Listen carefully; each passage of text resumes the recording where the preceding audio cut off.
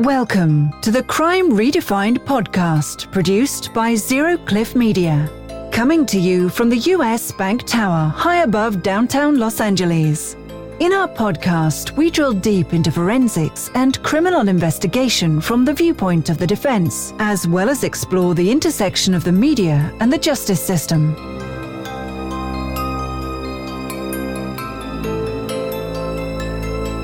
I'm Dion Mitchell here with Mehul and Anjaria. Today's episode is in the first in a series we are calling Celebrity Criminal Justice Warriors. Too often when it comes to celebrities and the criminal justice system, the story revolves around what type of trouble the celebrity is in. We think it's important to highlight celebrities who are having a positive impact on reforming the criminal justice system. Agreed, and very well said. And that's not to say that we're not going to continue to cover high-profile cases involving celebrities. That's a given. But, a balance is important. And when it comes to trying to reform or change the criminal justice system, it's kind of like steering or turning the Titanic around. So when a celebrity uses their star power and clout, it's really an awesome tool to kind of spearhead the reform.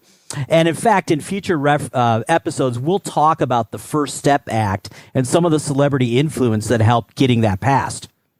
Well, I don't think that there's really anyone that's on the front lines more today that's having an impact. This gentleman puts his money where his mouth is and his time and energy as well. So today we're excited to feature none other than Ice-T. To many, he is Detective Finn Tatola of Law and Order SVU. And, it's really crazy to think that he's been on this role now for 18 years. So Mehul, what do you think when Ice-T comes to mind? Well, that's easy for me. I think of him as a gangster rap pioneer, and I think of the iconic albums I used to listen to late 80s, early 90s, like Power and OG Original Gangsta. And let's not forget about his acting. So I remember Ice-T in New Jack City, in Ricochet. And on top of that, as a heavy metal fan, Ice-T is very diverse. He actually has a metal band called Body Count. And if you think that Ice-T is no longer intense and brutal or even relevant, listen to the album from a few years ago, Bloodlust, and you'll see how brutal he still is and how timely the political discussion is. I actually learned about the Hood from Ice-T. So as a half Indian boy growing up in the Midwest, I knew nothing about South Central Los Angeles, but I listened to Ice-T's albums. And I remember one track in particular called Midnight, where basically he's recounting the story of he and some homies, supposedly gang members, getting shot at by other gang members and trying to elude them in the hood. So he's talking about, the storytelling is so great. He's talking about the streets they're going on. And basically they're driving through the infamous Florence and Normandy section of South LA. So he's talking, hey, we went on Vernon, we went on Slauson, we went on Hoover. And when I moved out to California from Chicago, I wanted to go see all of these streets. Oh, man. So Ice-T was kind of my tour guide to the hood, if you will. And nowadays in my work, I'm very often down at the 77th Street Police Department, which is really right in the center of all of that. So this all really brought it home. I mean, it's kind of it's a great backstory that here you are in Chicago, you're listening to this, and then now you're actually working these same streets, representing some of your clients. Yeah, in a way, listening to Ice-T's music, kind of helped prepare me for this. A little bit of a boot camp. The area and the history a little bit better. Yeah, it's like a little bit of a boot camp. Speaking of that, how many people knew that Ice-T was in the military? You wouldn't think it. No, and which people throw the phrase Renaissance man around a lot, but I think if there is a real example of a Renaissance man, it's got to be him.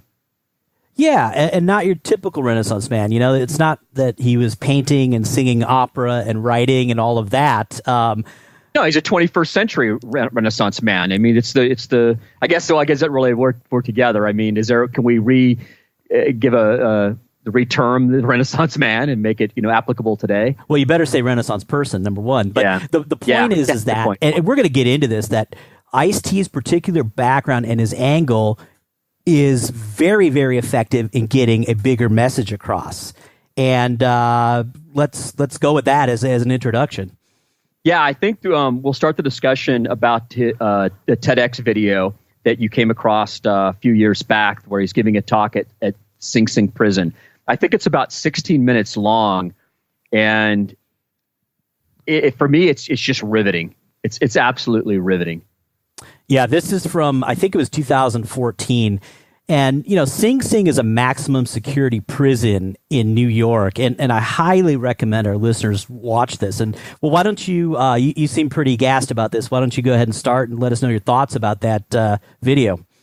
Well, my first takeaway after probably a minute and a half in is you could hear a pin drop in his command of the room. Yeah, I get it. It's Ice-T and success on TV and his rap. But still, there's a lot of people that go out and give speeches like this, but to hold the attention of that particular audience was really, really interesting to see. Like I said, you could really hear a pin drop, and everybody was just hanging on every single word. And I thought the most powerful moment was when he mixed in, you weren't really quite sure if he was giving his speech, but he was actually rapping what he was trying to communicate. And that was where people were really locked in on him as he was rapping his lyrics, and you didn't have the music behind it. It wasn't dressed, and it was probably half the people in the room would probably, not listen to that, but he spoon fed, lyrics off one of his albums, and everybody was just engrossed because he was speaking the truth. Well, excellent point. And he says later on in the talk, he says, when rap music is done properly, it's poetry. And so I think you're right. I recognized all his lyrics, and I knew that was from, New Jack Hustler and some other things. But to other people, they're just like, wow, this guy is really eloquent. Meanwhile, he's reciting a gangster rap song. Yeah, there's a great quote I read about him. He was talking about, I think it was 50 Cent, and he said, it's like ghetto reporting. It's right. I think he said black CNN or something like that. Right. That's how we get our message out. I mean, it's amazing. I've never listened to an individual where almost everything that comes out of his mouth, even his tweets, have an impact. There's something that it's next level stuff that you actually really need to think about what he's trying to say. Yeah, and speaking of next level, if you want to look at his Twitter handle, it's @FinalLevel. And, as you said, it's really good stuff. It's inspirational. It's advice. And, there's the fun entertainment stuff as well. But it's definitely worth looking at his Twitter feed. Yeah, most of it's really positive too. It's just not what you think when you were gonna maybe follow him on Twitter. I like one of his other quotes that when he was talking about his music, he goes, "I did what I called faction. It was like factual situation, not always from me, but put into fictional settings." Yeah, that is a great term, And of course, there's always the thing about authenticity in rap music. And Ice-T says, "Well, listen, if everything that I rapped about actually happened to me, I'd be dead. Nobody could even survive that." So yeah, I like that he, kind of admits that, and he's not trying to blow himself up to something that he's not. But I think what I like, at least for me, one of the things I like most is he's able to communicate in a way that we can understand what he's trying to say, and put you in somebody else's shoes. And there was another quote that I like. He said, people think they're so disconnected from criminal activity and the criminal justice system, but when you can always be just one or two bad ideas away from jail. I mean, so when you read something like that or listen to him say that, you got to, for me anyway, I put myself in those shoes. What if I were to get pulled over and someone that I'd never met before says, yeah, that's the guy that did it. What would I do?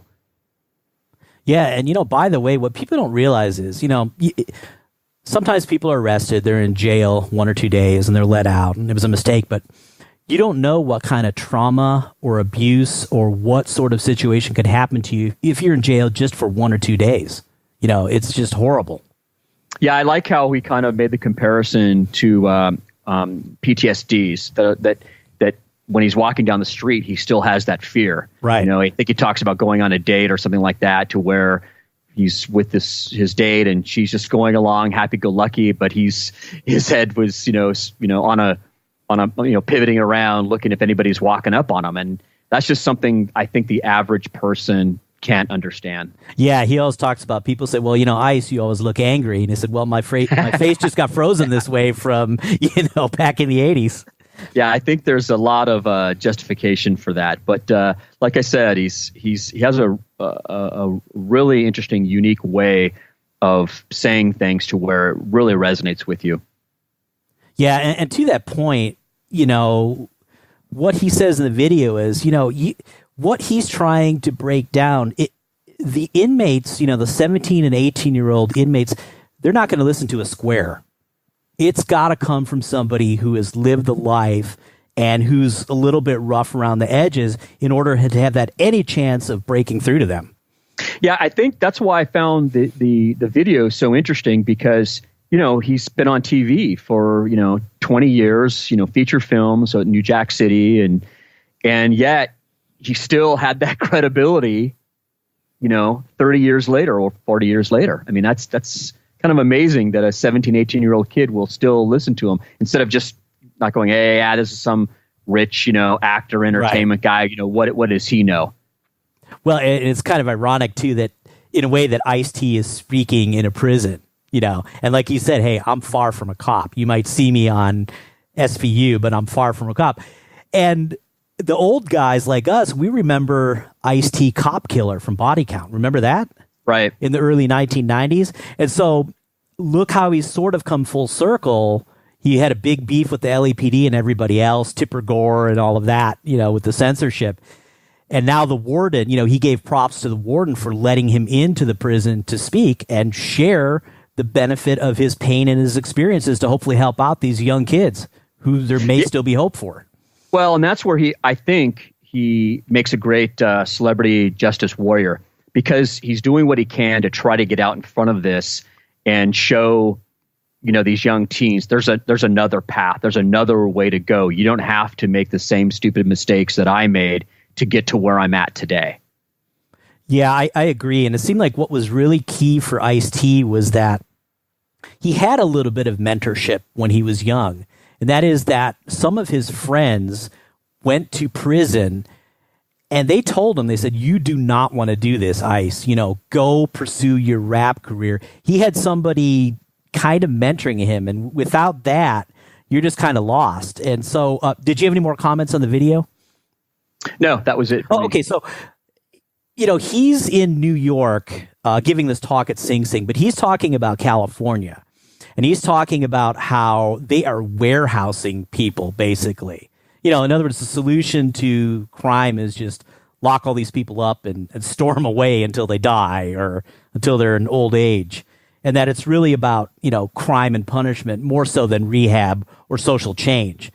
And in fact, in 2015, he was very active in criminal justice sentence reform, something obviously that has passed recently. But he's been working on this a long time. And going back to his Twitter, he had a tweet back in 2015 that I thought was excellent. He said, "It's sad that many people believe you have to break the law to end up in jail. Even on SVU, which is fake, we usually spend half of the show trying to put some suspect in jail who's innocent." And that's where we're at today. Yeah, absolutely. So some other things from the TEDx, he was talking about how, you don't remain the person that you were when you were 18. And, there's a lot of studies physiologically that, your brain is not even developed, whatever part of your cortex or whatever the technical term is, you can't make the proper decisions. And he had said that, everything he thought about the world when he was 18 turned out to be wrong. And you know what? I would say the same thing for me as well. As it turned out, honest, I didn't know anything when I was 18.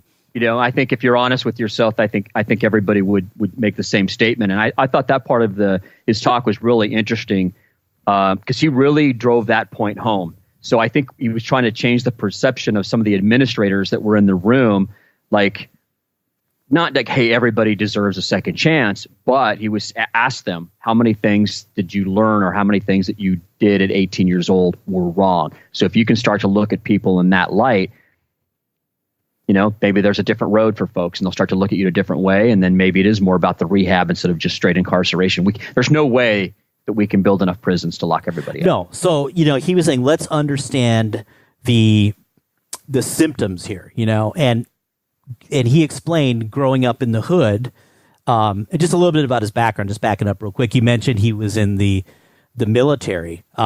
He was an orphan. He was born in New Jersey. He ended up moving in with his aunt, I believe, in South Central. And that's where he was really first exposed to the hood mentality.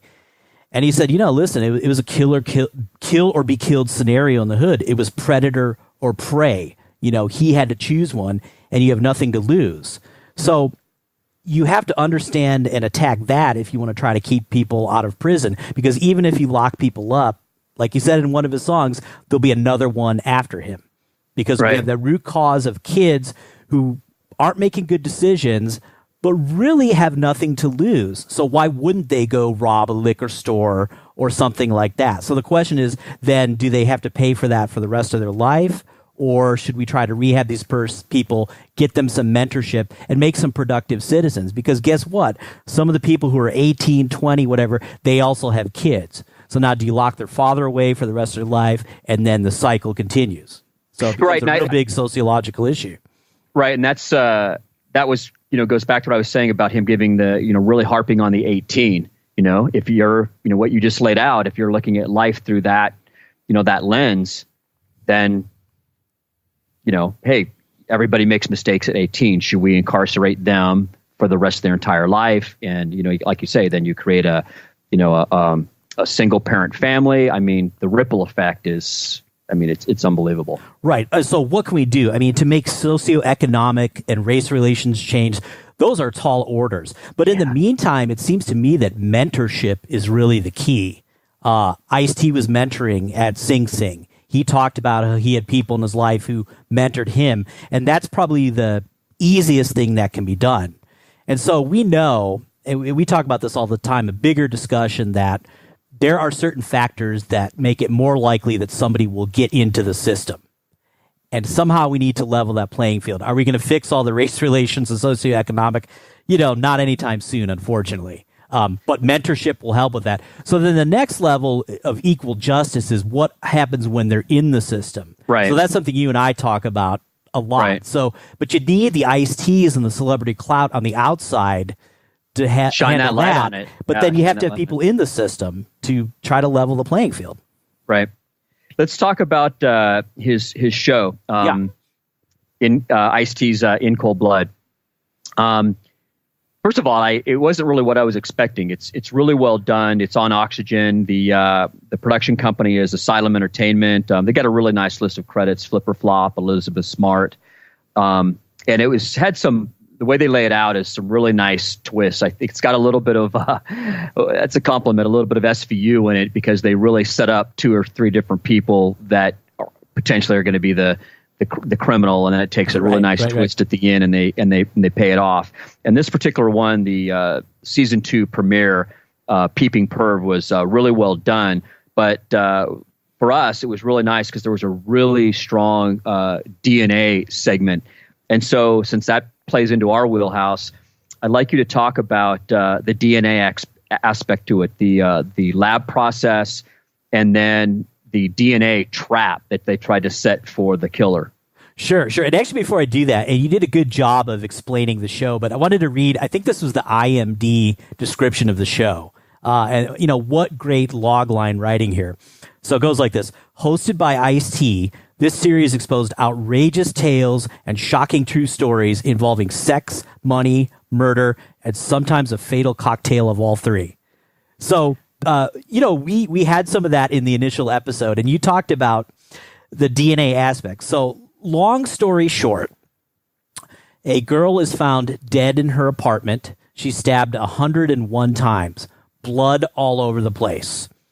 Through crime scene investigation, they're able to identify some blood from an unknown male, and also they find some hair from an unknown, some hair as well, I should say. So they do the DNA testing. They get results. It's the same guy. Okay, so the question is, who are we going to match this to? So as many investigations go, there's not really a big break for about the first 2 years until an informant calls in. And he says, this guy is talking about how he was basically a peeping Tom in this young lady in this apartment complex.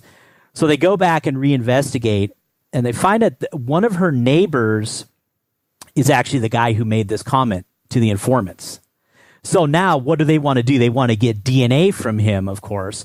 Well, first thing they got to do is pull him in and talk to him a little bit, see where he's at. So what they're trying to do is they're trying to covertly get his DNA. It's like, oh, sir, would you like a bottle of water? Oh, would you like a cigarette? So finally, this suspect, he just tells them and say, look, guys, it's 3 times now that you've tried to get my DNA. I'm not going for it. So that was, mostly the guys aren't that wise like that. So that was really something that was interesting. And, they showed in the clip that he did use a pen to sign a statement. Now, remember, this was 1998, 2000, something like that. I don't want to say the dark ages of DNA, but it wasn't as powerful as it is now. Nowadays, we would take that pen, swab it, and get his DNA profile. But back then, they needed some blood, some hair, some saliva, something like that. That was one of my first questions for you when I saw them using the pin. Why did they just take it off the pin? But then you're right. You got to take this back to the time that it occurred. But it was also the guy was pretty savvy because I think at the time, wasn't he like 17 or 18 years old? He was a young guy. I mean, so he had his game face on. Yeah, that's pretty impressive. And you think, well, how's a guy like this going to make a mistake? Well, they always do, right? So now the next step is the cops are like, okay, we gotta trail this guy because come on, everybody throws away a cigarette, they leave behind half-eaten pizza, whatever. So they stake him out at his place of work. He goes out on a smoke break. He's smoking cigarettes like crazy, but guess what he does? He picks up the cigarette filters. So he knows that either he's being watched or he's potentially being watched. So one day, unexplainably, while he's on a smoke break, he's picking up his filters, but he spits on the ground. And so the detectives go in and they swab up the spit. Rest is history. Now, is that true? They made a statement about that it had rained and that because it had rained, the saliva was sitting basically on top. I didn't actually quite follow what they were getting at because in a way, if it rains, you're concerned it's going to wash away any DNA evidence. But it must have been that whatever surface it was, maybe the rain was sort of like a barrier to allow it from soaking in. I mean, if it's concrete, that's not an issue, but who knows what the surface was. But yeah, they did refer to it being kind of dumb luck about the weather conditions were favorable to preserve that. Now, of course, saliva has a ton of DNA in it, so all you need is a little bit. What do you think about the collaboration between Ice-T and obviously Oxygen and Asylum? I mean, I thought... I see it because of what we spoke to earlier about him is that he has such credibility that when he sets up the show and then he interjects through there, he just brings so much believability and credibility to the story that you're really engaged. Yeah, in a way, it's of course it's celebrity power, but because people know Ice-T for different things, I'm not even so sure it's the celebrity aspect of it. I think it's like you say, his credibility, because he walked the walk and talked the talk, he has the mindset. And that just projects in everything that he does. He knows that there was a very thin line between him being the successful entertainer and being a statistic. And, to this day, he still straddles both worlds. On one hand, he does relatively vanilla SVU, playing a cop. But then he's also in this metal band Body Count and still rapping and talking about controversial things such as police shootings. Yeah, I think that plays into his uniqueness that he's able to really travel in between all these different groups and it all works. He's just, I think if you walk into a room and he's there, it'd be like, I don't know, the emperor has arrived and everybody's going around to gain his audience. It's a very rare individual that can take all those life experiences and then make it work and then still be able to move into all these different, these different groups. Yeah, before we wrap this up, actually just this morning I was Googling around about the case that was featured in Ice Cold Blood in the season 2 season premiere. And there was an update as of July 2018 that the defendant, his name was Denny, that his lawyers, and I'm just going to read this. Now, Denny's lawyers claim the state's DNA expert lied on the stand when he said he performed all the DNA analysis. Attorneys said it was mostly done by another analyst and mistakes were made, including one hair root producing 5 different profiles. Denny's lawyers also contend some evidence was mishandled or tampered with. They claim a packet sent to one lab had 7 hairs, but when it went to another lab, there were 14 hairs. And then they go on to say defense attorneys also said FBI and Florida Department of Law Enforcement examiners did not follow their own lab procedures. They said that had been proven during the trial.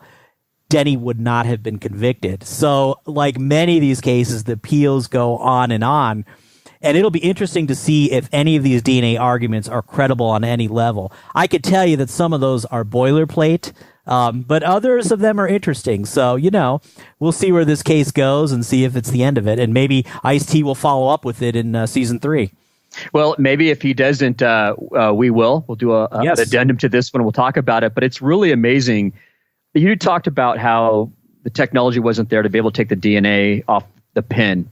And so we're talking about all this kind of old testing. So we're also talking about old lab protocols. And it's amazing how DNA can convict you, but also DNA can set you free if the protocols aren't followed.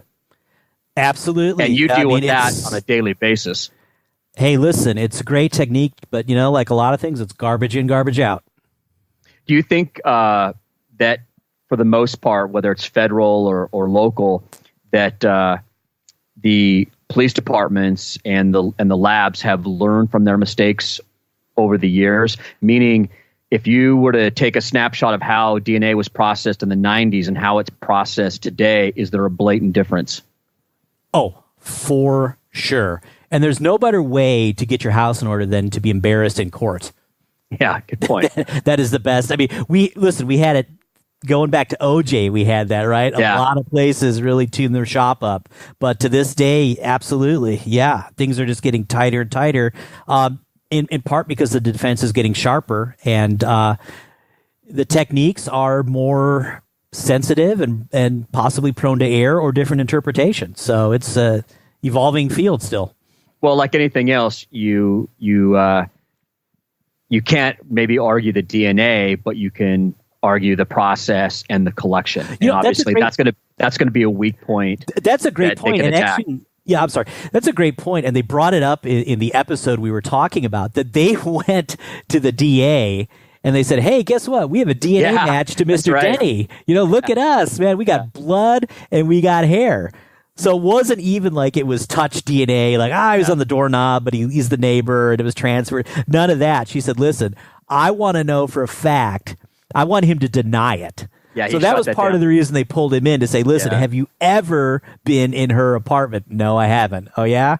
We got hair and we got blood. Good night. Yeah, and they were able to identify the lighter as his as well from a former, I think, girlfriend, right? The gold lighter. Yeah, that too. So I'll be watching more of this show. Like you say, a lot of these are all, they're the same cop and criminal justice stories, but I love the twist and sort of the ominous tone that Ice-T brings to it. Yeah, absolutely. It makes it really entertaining to watch. So give us your closing thoughts as Ice-T is a criminal justice warrior. Well, I don't know that I have much more to say, but I know that he's going to keep going. This is obviously a cause that's near and dear to his heart, and it'll be interesting to see how he continues to mix his clout and entertainment, his real-world background, and use it really for the forces of good in criminal justice reform. Absolutely. So for our listeners, we'll continue to follow and bring you updates on what he's doing in this space, and then we'll have, obviously, more celebrity criminal justice warriors going forward. Sounds good. Great talk, Mehul. All right.